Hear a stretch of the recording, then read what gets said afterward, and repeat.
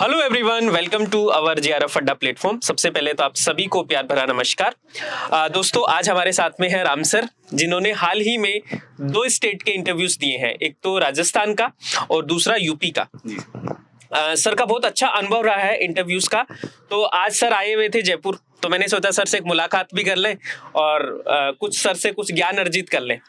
तो कॉफी पर चर्चा हो रही थी हमारी, तो मैंने सोचा कि सर कुछ बात कर ली जाए और आपसे कुछ नॉलेज मैं गेन करूं। सो दोस्तों, आज सर से हम जानेंगे कि असिस्टेंट प्रोफेसर की तैयारी कैसे करनी चाहिए, कब से करनी चाहिए, क्या टिप्स हैं, क्या ट्रिक्स हैं, उन सब के बारे में आज हम चर्चा करेंगे। आप में से most of the student sir को जानते ही हैं, लेकिन कुछ लोग हैं जो सर से परिचित नहीं होंगे अभी, जो नए स्टूडेंट हैं। मैं सर के बारे में बता देता हूं कि सर हमारे ज्योग्राफी की फैकल्टी हैं, एजुकेटर हैं। सो गाइस, जैसा कि राम सर का जो एक्सपीरियंस है उसके बारे में हम बात कर रहे हैं। तो सबसे पहले तो मैं जानना चाहूंगा सर कि आपने तैयारी कब से शुरू की? तैयारी असिस्टेंट प्रोफेसर की करने से पहले जो है बेसिकली मैं चाहता हूं कि असिस्टेंट प्रोफेसर की हम एक रूपरेखा बना लें कि किस तरीके से जो है असिस्टेंट प्रोफेसर किन चरणों में जो है हम तैयारी न चाहते हुए भी शुरू कर देते हैं, उस जर्नी की ओर बढ़ जाते हैं। मैं देखता हूं कि असिस्टेंट प्रोफेसर की जो तैयारी है वो कुल बेसिकली क्या है, 4 चरणों में या 4 स्टेजेस के रूप में जो है हम देखते हैं।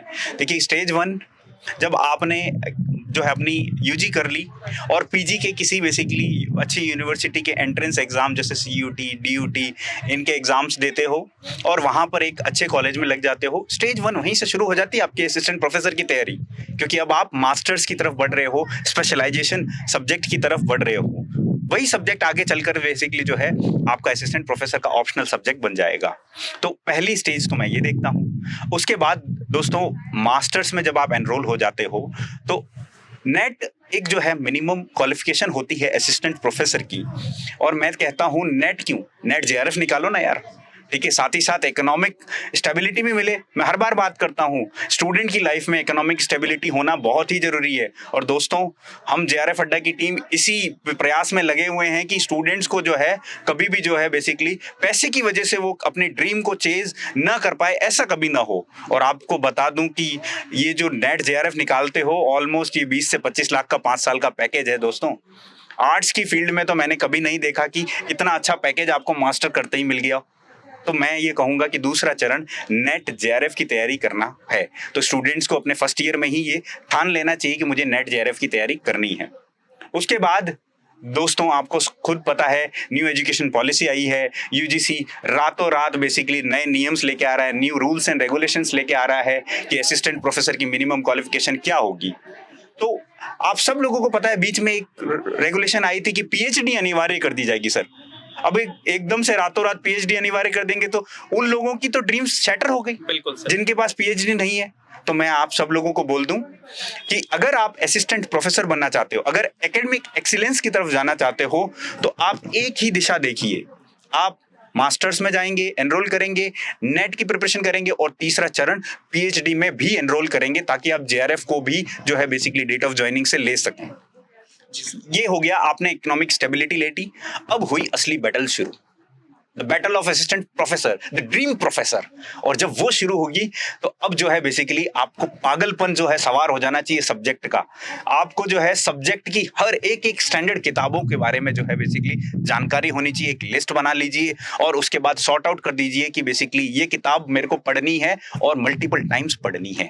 तो ये चौथा जो चरण होता है प्रिपरेशन का, वो होता है असिस्टेंट प्रोफेसर की प्रिपरेशन के बारे में एक सीधे मतलब जो एक ही वन वे डायरेक्शन में घुस जाना कि अब मेरे को प्रोफेसर बनना है। जी सर। सर, आपने बोला कि 4 स्टेज प्रिपरेशन होती हैं। तो पहली स्टेज में तो हमारे मोस्ट ऑफ द स्टूडेंट आ चुके हैं सर, नेट वाली में तो बिल्कुल। अब सर उसके बाद क्या करना चाहिए, क्या प्लान है आपका? कुछ प्लान है क्या सर स्टूडेंट को लेके? सर, ये जो ड्रीम प्रोफेसर है ये बहुत ही अनूठी ड्रीम है।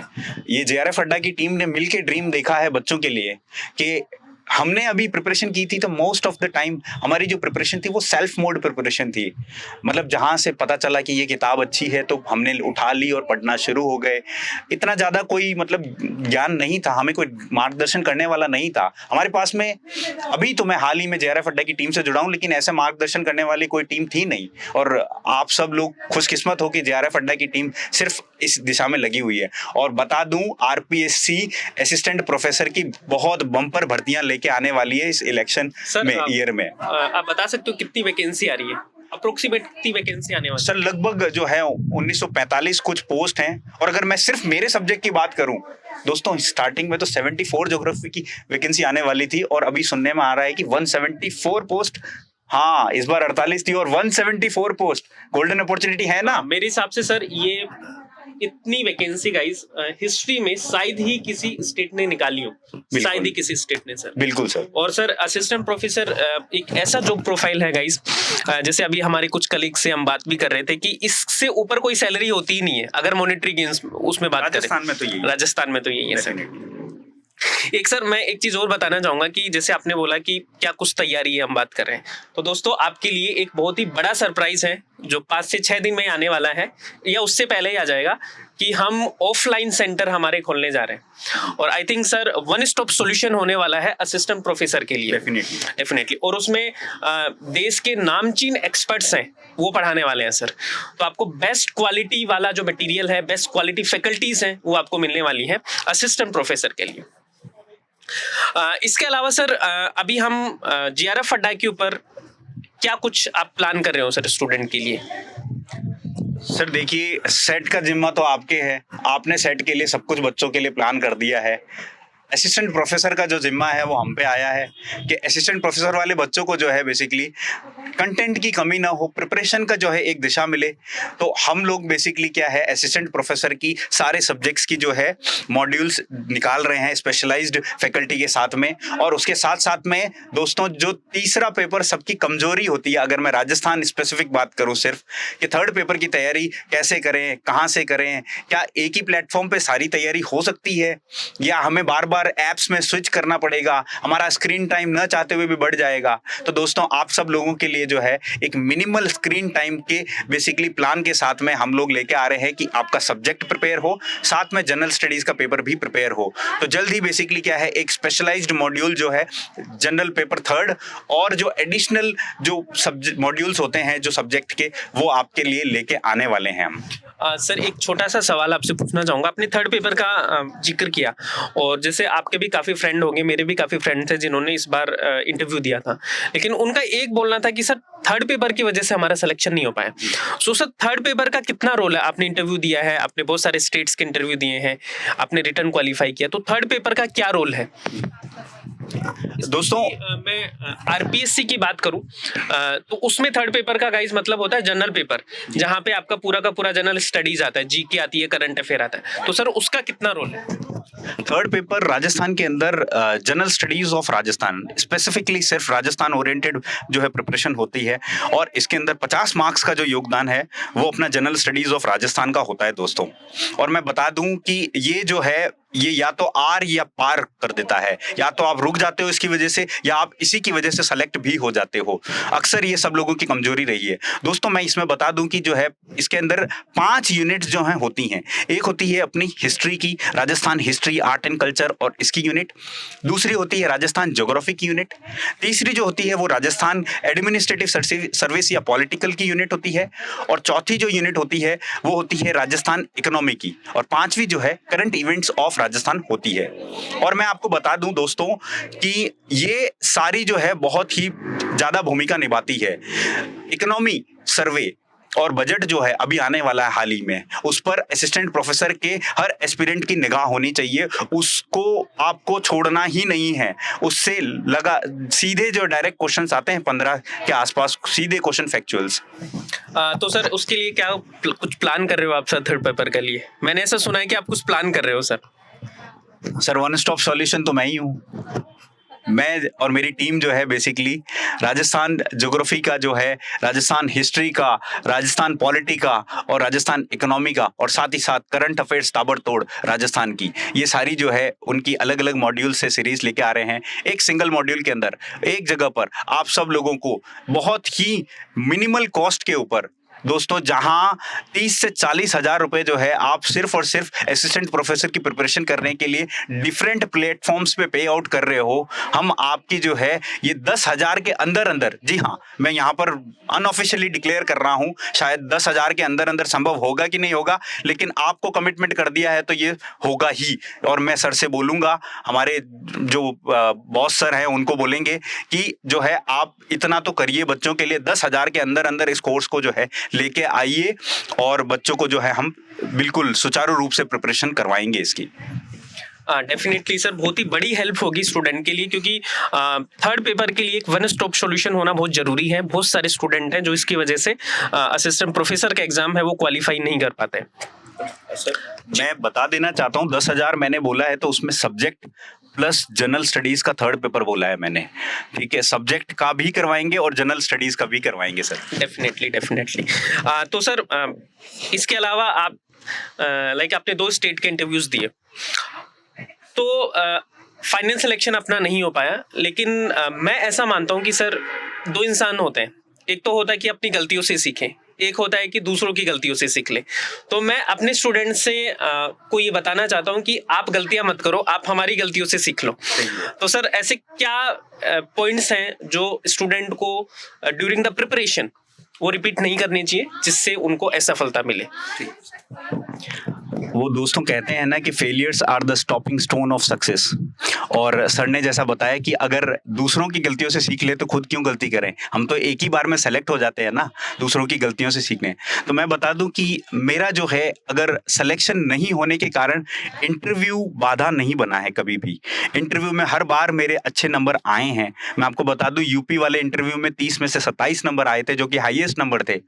और उसके बाद में अगर मैं बात करूं जो कमी रह गई थी वो रह गई थी बेसिकली मेरे जो है रिटर्न के अंदर जो ऑब्जेक्टिव पेपर होता है उसकी अच्छी सी मेरे को कोई टेस्ट सीरीज मिली नहीं थी सर। तो मैं प्रैक्टिस इतनी ज़्यादा कर नहीं पाया था जितना मेरे को प्रीवियस ईयर के नेट के पेपर्स मिले, उन्हीं सबको प्रैक्टिस किया। और दूसरा ये था कि बेसिकली क्या है कि रह रहकर इसमें जो है एग्ज़ाम कभी पोस्टपोन हो जाता, कभी ऐसी हलचल चलती, राजस्थान में ऐसी अमूमन हवा चलती रहती है, आज एग्ज़ाम पोस्टपोन का आंदोलन करेंगे, आज एग्ज़ाम डेट अनाउंस करवाने का आंदोलन करेंगे, फिर रिजल्ट निकालने के लिए आंदोलन करेंगे। लेकिन मैं बता दूं एस्पिरेंट्स के लिए जो असिस्टेंट प्रोफेसर बनना चाहते हैं, आप सब लोगों को इस सोशल मीडिया से कट के रहना है, आप सब लोगों को इन चीज़ों से भटकना नहीं है, सिर्फ अपने लक्ष्य की तरह, अर्जुन की तरह जो है बेसिकली सीधा मछली की आंख पर निशाना होना चाहिए। तो आप सोशल मीडिया से कट ऑफ हो जाइए और मॉक टेस्ट जो हैं, अपना आपने कुछ भी पढ़ लिया है उसके बाद मॉक टेस्ट, प्रीवियस ईयर के पेपर्स, तो 3 जो चीज़ें हैं, basic concept from the reference books, उसके बाद मॉक टेस्ट और उसके बाद प्रीवियस ईयर के पेपर्स, ये जो है आपकी सफलता के जो है 3 सूत्रीय जो है फॉर्मूला हो सकता है सर। एंड ये जो 3 सूत्रीय सर ने जो फॉर्मूला बताया उसमें हम आपके साथ में हैं। बहुत अच्छा प्लान है जो सर ने, हमारी पूरी टीम ने मिलके किया है, हमने मिलके किया है। और टेस्ट सीरीज की बात करें तो सर टेस्ट सीरीज तो वेस्ट बंगाल सेट की हमने टेस्ट सीरीज निकाली है, नेट की टेस्ट सीरीज है, और आने वाले दिनों में एपी की टेस्ट सीरीज भी हम ला रहे हैं, असिस्टेंट प्रोफेसर की टेस्ट सीरीज भी ला रहे हैं। और राजस्थान की वैकेंसी सर कब आने का है आपका कुछ? ये सर अशोक जी के पिटारे से जल्दी बजट में निकलने वाला है। श्रीमान श्री अशोक गहलोत जी जो हमारे सीएम साहब हैं, वो फाइनेंस मिनिस्टर भी हैं, तो वो बजट में पेश करेंगे कि सभी युवा साथियों को जो है डेडिकेटेड इस बार का जो यूथ बजट है उसके अंदर बम्पर भर्तियां अनाउंस करने वाले हैं। आप सब लोग अभी से तैयार हो जाइए दोस्तों। ये नया साल जो है वो आने वाला है, 2023 आने वाला है, और मैं ये कहना चाहता हूँ कि इस जाते हुए साल के अंदर एक न्यू ईयर रेजोल्यूशन आप अभी से ले लीजिए। न्यू ईयर आया नहीं है लेकिन रेजोल्यूशन अभी से ले लीजिए। एक असिस्टेंट प्रोफेसर बनना है। दूसरा, इस इंटरव्यू को देखने के बाद में मुझे ये तो प्लान कर लेना है कि बेसिकली तैयारी करना मेरे को अब शुरू कर देना चाहिए। सही मेंटर हो तो ठीक, आपको अगर मेंटर नहीं लेना है तो आप सही किताबें, बुक लिस्ट की जो है बेसिकली मैंने एक वीडियो डाला हुआ है चैनल पर, आप बुक लिस्ट देखिए, तैयारी कैसे की जाती है उस स्ट्रेटेजी को देखिए और उसके बाद अपनी प्रिपरेशन शुरू कर दीजिए, उसको अब डिले मत करिए। जी सर बिल्कुल। अब सर को थोड़ा सा हम लंच करवाते हैं, काफी दूर से ट्रेवल करके आए हैं सर, तो सर को भी भूख लग रही होगी और मेरे को भी लग रही है, तो सर थोड़ा सा पेट पूजा भी कर लेते हैं। Thank you so much sir, आपने टाइम दिया और डेफिनेटली जितने भी आइडियाज आपने शेयर किए, जितनी भी टिप्स आपने दी, डेफिनेटली अपकमिंग एक्सपीरियंट को बहुत हेल्प मिलने वाली है। और ऐसी मुलाकातों का दौर तो अब शुरू कर चुके हैं सर, रूबरू एक सीरीज सर ने स्टार्ट की है, तो आगे हम और रूबरू होते रहेंगे। तो ये तो शुरुआत है, और बाकी आपको भी अगर कोई स्पेसिफिक क्वेश्चन है आपका तो आप कमेंट में पिन कर सकते हैं गाइस, सर उनका जवाब दे देंगे, मैं जवाब दूंगा। कोई सब्जेक्ट स्पेसिफिक आपको कोई क्वेरी है तो वो भी आप बता सकते हैं हमें। Thank you so much sir for your time once again. Thank you sir, thank you very much.